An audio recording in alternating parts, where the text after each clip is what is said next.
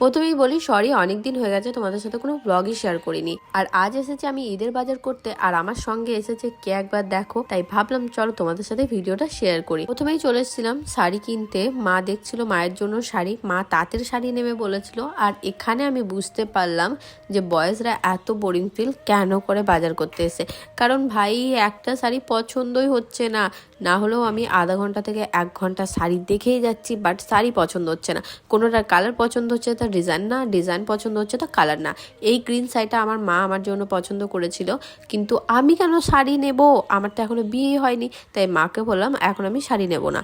এত ঘাটাঘাটির পর ফাইনালি আমি দুটো শাড়ি চুজ করেছি, আর মাকে বললাম তুমি এই দুটো শাড়ি নাও। নেওয়ার পর আমরা চলে গেছিলাম বোনের ড্রেস কিনতে।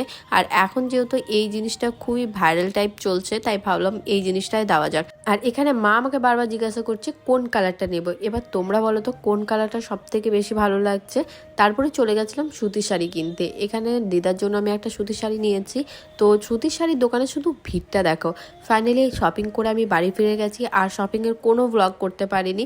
এখানে কি কি কিনেছি তোমরা যদি দেখতে চাও কমেন্টে অবশ্যই জানিও। এটা হচ্ছে মায়ের শাড়ি। একটু রেস্ট নেওয়ার পরই ইফতারের টাইম হয়ে গেছিলো, তাই আমরা এখন ইফতার নিয়ে বসে পড়েছি। তারপরে আমার বোনের ইচ্ছা হয়েছিল খুব পিৎজা খেতে। ও বিকাল থেকে পিৎজা খাবো করছিল, আমরা কেউ ওকে অ্যালাউ করছিলাম না, তাই ও ইফতারও করেনি আজ। আর এখন দেখো পিৎজাটা পাওয়ার পর কি হ্যাপি ও।